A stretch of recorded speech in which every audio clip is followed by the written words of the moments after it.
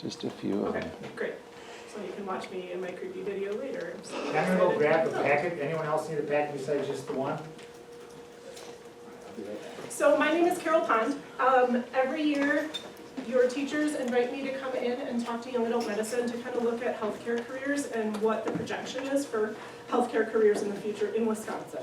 There are probably some of you that don't want to live here once you graduate, but we're talking about Wisconsin today. Feel free to take notes. You don't have a quiz or anything. We do have some candy for participation if you ask questions, so that would be great. How many of you are, let's see our grades, juniors? Seniors? We're pretty evenly split. Okay. Of you that are seniors, does anybody recognize me? Would have been freshman year. Oh, well, I recognize you From where? from Boys and Girls Club. Yeah. From working there, yes. Is anybody a club member? We have a club staff member. Anybody else a club member at the Boys and Girls Club? Okay. Somebody else? I think. I work at the Boys and Girls Club. When I was here, I was part of the counseling department. I did run the Career Center and functioned a little differently. It's had a few different things happen in the few years. It's coming back. I have a background in two things. One of them is higher education administration. So my master's program prepared me to be an administrator on a college campus or to work with pre-college students. So people that are deans on a campus, they run residence life, they're in charge of dormitories, they're doing academic advising, they're doing financial aid, admissions. That's my background. I have worked at UW La Crosse, I've worked at North Central Technical College, I did an internship in financial aid at Western Technical College. Financial aid's hard, get somebody to help you. If you need help, you can't find someone to help you, give me an email, I'd be happy to help you out. My other background piece is I have an English degree, not in teaching, which was kind of dumb. I didn't know what to do with myself. But when I left Wausau West, I left to go to the Boys and Girls Club to do college and career advising with students there. And the pandemic hit and things kind of got moved around, and now I am their grants director. So I write grants full-time. I've written about 80 this year so far. I like it. It's a way for me to use that other part of my degree. But for fun, I still get to do some college and career outreach, so that's why I'm happy to be here today. So today we are talking about healthcare in Wisconsin. Of you guys, seniors who raised your hand, it is September 20th. How many of you have a plan in place for after graduation? I see about 5 hands, and maybe one was like, meh. How many of you that have a plan in place have taken steps towards completing that plan, or towards that plan already? Okay, awesome. Juniors, does anybody have a plan in place yet? Awesome, great. And how many of you are interested in some realm of healthcare as a potential? So we're a third to a half. That's why you're here, most likely. All right. So when we look at Wisconsin and we look at healthcare professionals, and I noticed I didn't mention that I'm a healthcare professional. I'm not. But I have a background in career advising as well. And career advising also looks at projections for jobs. So looking at healthcare professionals, what is increasing the demand? Well, we've just gone through some crazy years, right? So the pandemic, it has had a twofold demand. One, more people needed care. More people needed long-term care. But also there was burnout of the professionals that were working in this field, in the healthcare profession. That included people in the front lines, people that are doing intake, people that are working in ERs, people that are physicians, that are nurses, but also people that are counselors, right? Mental health counselors. A lot of people ended up switching career paths. We have more healthcare professionals retiring than we have entering the field right now. Have you heard that Wisconsin's getting old? We have an aging population, especially north of Highway 29. Does anybody have any relatives that live in Rylander? My husband's from Rylander. That county up there is so old. They have fewer and fewer young people moving in. It's really a detriment to their healthcare system. We have an increase in telehealth. I've used telehealth, maybe some of you have, talking to doctors online through video conferencing. So an increase in that means we need more healthcare providers. There's an increased need for mental health services. That's been raised a lot. You guys probably feel it. A lot of us saw counselors over the last few years. I saw a counselor over the last few years.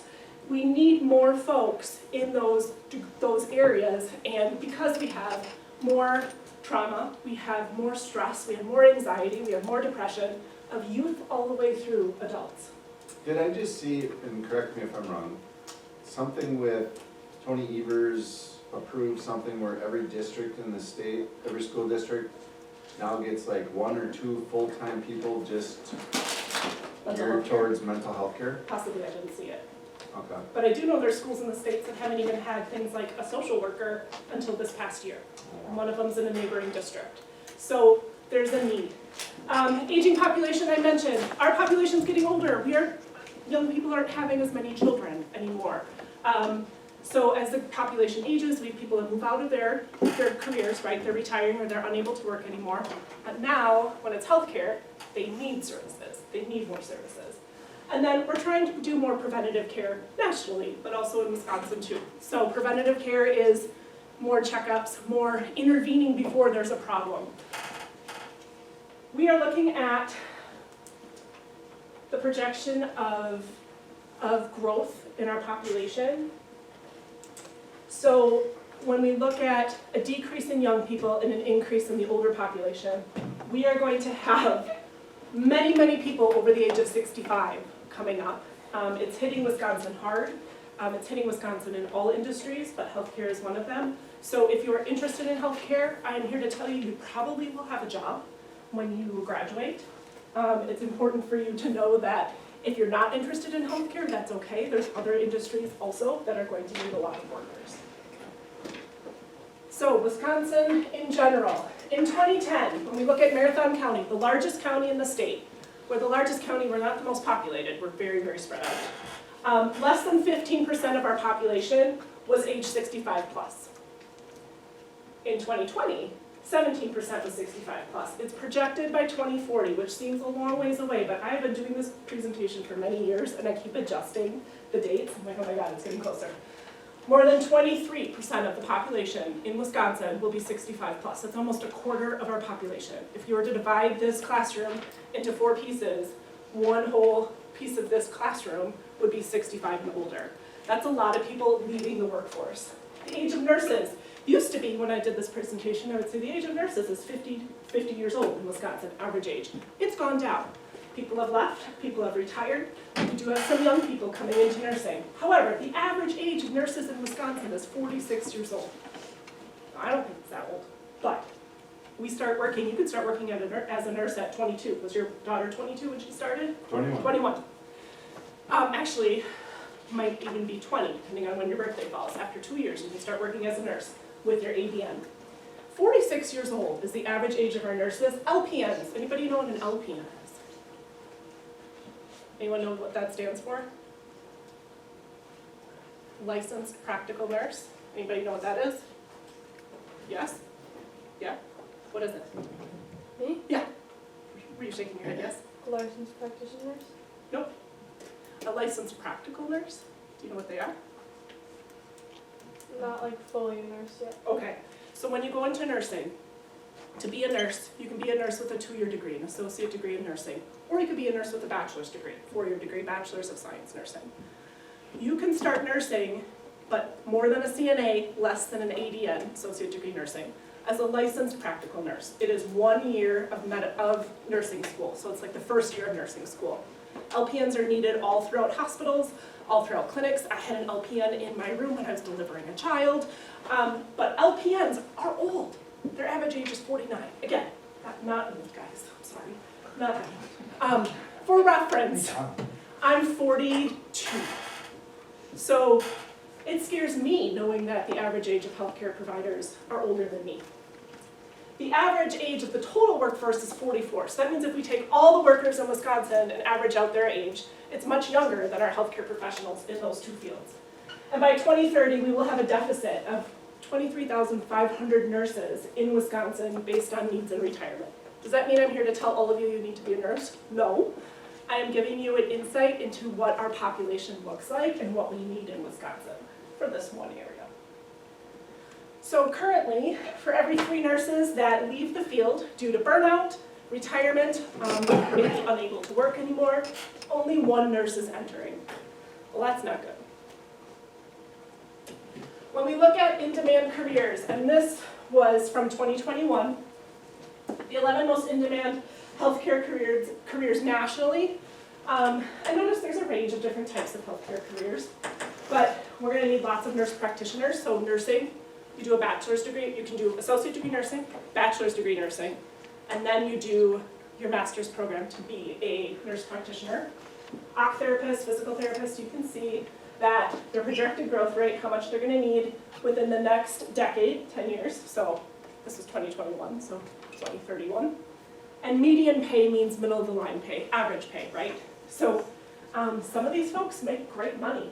Some of these, let's look at massage therapists, about $44,000 a year. That can be an associate degree, or it can be a special college to go to that. Athletic trainers, anybody know how long you go to school to be an athletic trainer? You're right. You said 4 at first, and then you said 6. How do you like laughing puppies? You're welcome. So it used to be 4. Athletic trainers used to be a bachelor's degree. Now it's longer than that. It's at least 6 years. Anybody know an athletic trainer?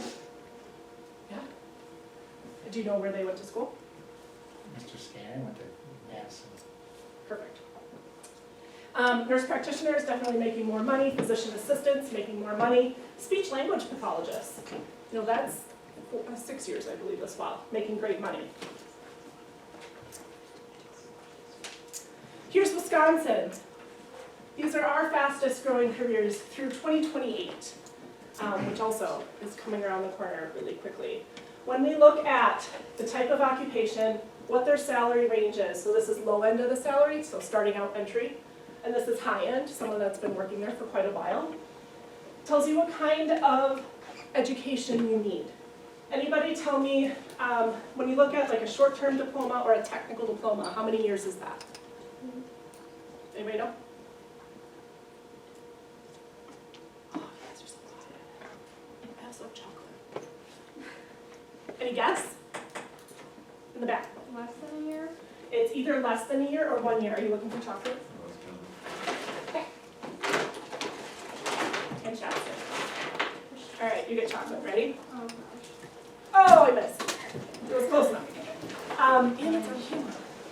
So technical diploma, 1 year, okay? 1 year or less for a degree. 1 year or less. If you look at some of these, a medical assistant can be making about $40,000. Dental assistants make good money. In Wisconsin, a lot of times for teachers starting out, and it's gone up in the last few years because it's been hard to get teachers in this environment. When I left Wausau West, on average, I think the starting salary for teachers was about $35,000 to $39,000 a year, and now it's bumped up over 40. But that's a 4-year degree, and these are 1-year degrees. So take a look at this. You can see the different range, and here's the doctoral, right? So that's 4 years of bachelor's program, then the doctorate degree after that. But some of these technical diplomas aren't that bad. All right, so. We are gonna watch a video. Has anybody ever seen this? How many of you are having college or career, post-high school discussions with your parent or the adult in your life? How many feel awkward talking about that with your folks or the adult in your life? How many of you have had discussions with your friends about it? How many of you feel awkward talking to them? Okay. How many of you have actually seen your counselor here at West? Oh, that was more than I thought. Good job, guys. How many of you have talked to Miss Carr? Is that her name? Sure. In the Career Center. Okay. I'm going to show you a video that is a little bit long. It's about 10 minutes. It's been updated over the years. This last update was just over 2 years ago. I want you to pay attention, and I want you to think about how it makes you feel. You may feel some feelings where you're going to be upset at me showing this to you. You may feel feelings that you're validated in how you're feeling about going to college. You may feel confused. You may feel defensive. All of that is fine. We'll talk about it when it's done. But this short, this 10-minute video is going to talk about choices after high school and what it's like now being a high school student, making these choices, and what's actually available depending on the choices that you make. So we're going to see if we can get the video and the sound to work. Can we do it? Slim Cleanon. There's no sound. There is.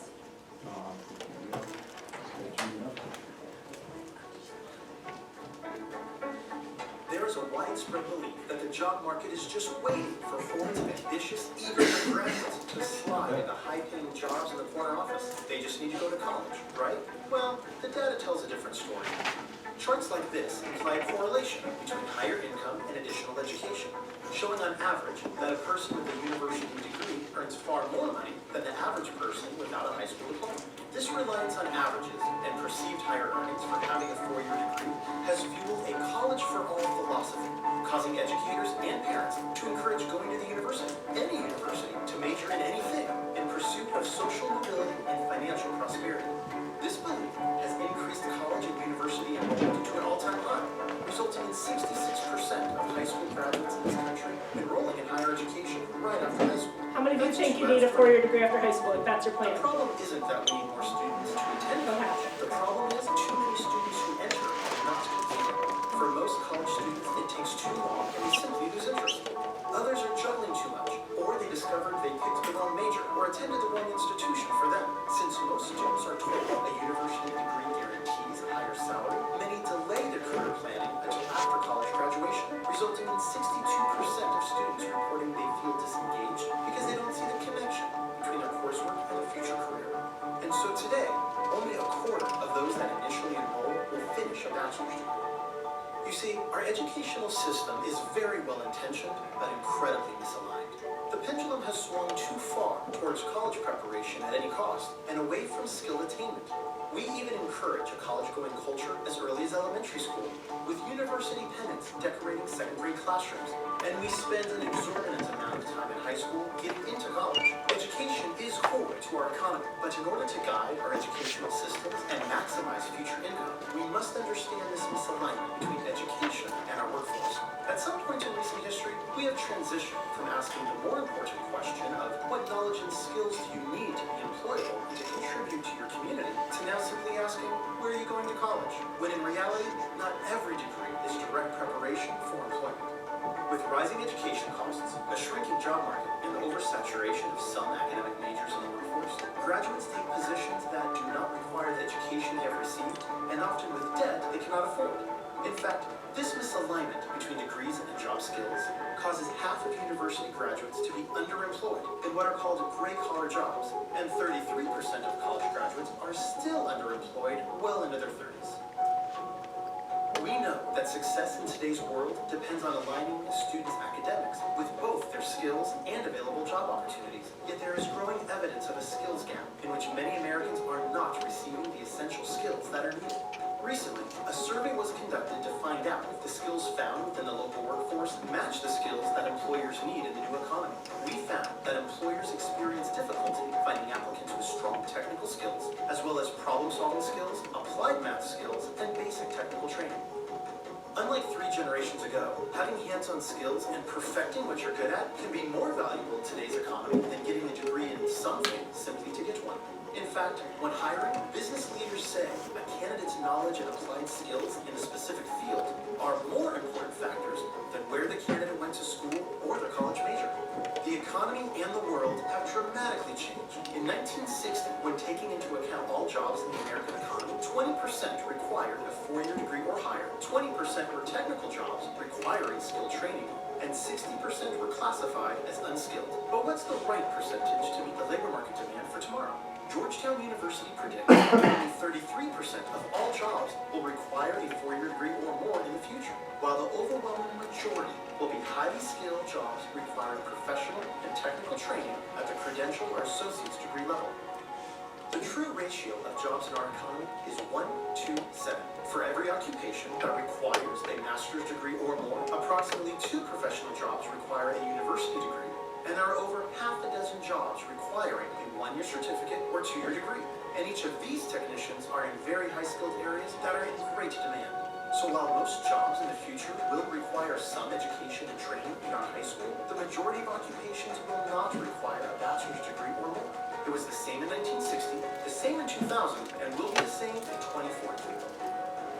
Very well intentioned, the recent college for all rhetoric is often misinterpreted as university for all. This message needs to be significantly broadened to a post-high school credential for all.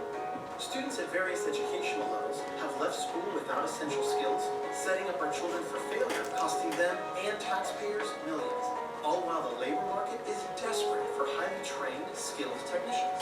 One of the essential purposes of education should be to help students develop the knowledge and skills needed to search for and obtain work that they find satisfying. Fortunately, today's students no longer need to decide between higher education or career preparation. It's possible and increasingly necessary to achieve both. So how do you position yourself for satisfying in-demand jobs? Let's say you are considering a career as either an electrician or a business manager. You would find that the average annual income for electricians is $53,000, only about half of the $99,000 average wage for management occupations. So at first glance, it looks as if getting a bachelor's degree in business is a no-brainer. But adding skills and ability into the picture adds a whole new dynamic. What if you have the potential to become an excellent electrician, but lack the skills and ability to be an excellent manager? Then you should be looking at projected incomes towards the bottom of the pay scale for managers and towards the top for electricians.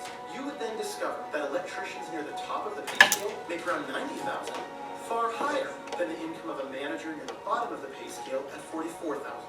Now, this is just one example, but the concept is true throughout all industries. The claim that you will make more money with an increased amount of education is not necessarily inaccurate, it's just incomplete. That advice is based just on the averages, but no one is perfectly average. Everyone has unique skills, talents, and gifts. Truth is, the income for the top individuals in a wide variety of technical jobs is far higher than the average income for occupations requiring a 4-year degree.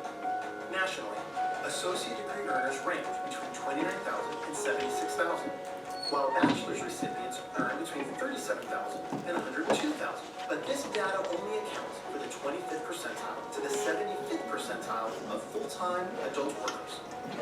This means 25% of associate degree holders earn more than $76,000 annually, while 25% of bachelor's degree holders earn less than $37,000. Our world has changed, and the university degree is no longer the guaranteed path towards financial success as it was for previous generations. And even if you do earn one, that education alone may not be enough. In today's highly technical, knowledge-based economy, employers want to know what you can do, and what you can do well, not just what the other things are doing. And new and emerging occupations in every industry now require a combination of academic knowledge and technical ability. One without the other is insufficient. We need to ensure we're providing students with all the essential skills required to be competitive upon graduation. So before enrolling in classes or deciding what you're going to do next in your life, step 1 is self-exploration. Take multiple assessments and really analyze your talents and strengths. Step 2 is career exploration. Understand the jobs available, the income ranges they pay, and evaluate both the knowledge and skills they require. After researching all the possibilities, then engage in career planning by setting a flexible career goal based on your personality and abilities and not just your interests. This doesn't have to be what you want to do for the rest of your life, just set a goal of what you want to do first. Only then can you develop a skills-based education plan, including your tentative career goal with multiple education and training options both inside and outside the classroom. This could include community college, military service, a university, volunteering, registered apprenticeship programs, industry certifications, or gaining work experience. There are multiple paths to success. This is especially true if you are entrepreneurial. 77% of students want to be their own boss. And creating How good many of you want jobs to be your while own boss? rebuilding America's middle class hinges Try to on the make that success of person. small businesses and startups. The new secret to success is to create ample opportunities to explore and hone one's skills and to choose an initial career aligned with who you are. This alignment will help ensure one's position at the top of each pay scale. For the sake of our students, our families, and our country, we can't afford to get this wrong any longer. The time has come to redefine the goal for our students. Is the goal simply graduation or degree attainment? Or is the ultimate goal a relevant education to secure a well-paying career where they are both fulfilled and competitive in today's fierce job market? To ultimately secure a competitive advantage in the new economy, all students need a rigorous general education combined with applied technical skills, industry-recognized certifications, and specific preparation for employment. Will they be ready? Okay. So, anybody want to share thoughts about this? Probably not, but it's good.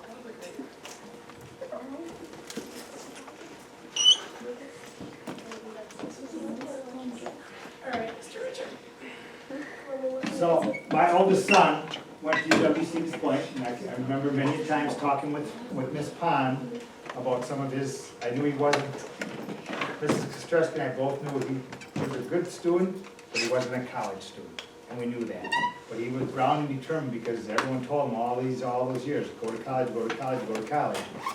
Well, after his second year of college, he met with his counselor, and his counselor said, you know, Eric, what you are studying, why don't you go to Wisconsin Rapids and go to the tech school?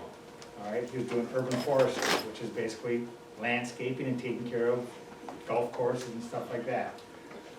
So he went over to Rapids for his last 2 years, so very little income, I mean, or very little tuition, $5,000 versus $15,000. So it was $10,000 for 2 years versus $30,000, which he already spent $30,000 on 2 years before that. Ended up walking out with a great job, got hired right away by Swiderski, S.C. Swiderski, and he stepped right up to the top of their pay scale, but he wanted to go on his own, so he went on his own. He does lawn care, he makes twice what I make, right? And he only works like 6 months out of the year. Right? So, he's debt-free, he's got nice vehicles, he's got great equipment, and it just, when I watch this, I'm like, yeah, and I'm looking at my other son now, went off to college, spent 4 years in college, and now he's in the trades, and he's making big bucks doing that. You know, some of my best friends didn't go off to school, and they are millionaires, right? They own a lot of buildings around this area, industry, and so it's not all, college is great for some people, but it's not for everybody. Anything, Mr. Richard? No. Okay. Mr. Kostrowski's well connected. How many of you, anybody have a opinion about what I just showed you? Anybody angry about what I showed you? There are careers where you need that bachelor's degree, absolutely. Okay, you want to be a teacher, sure. My 9-year-old son wants to be a meteorologist. Okay, you need a bachelor's degree for that, all right? There are plenty of careers where you can start with an associate degree or a technical diploma and build upon that. The education landscape has changed a lot in the last 3 years. It's changed in the last 10 years. It's changed since I've been in college, since your other teachers have been in college. And it's become very top-heavy with the amount you pay versus how much you make when you graduate. Those are things I just want you to consider. I'm not here to tell you not to apply to college.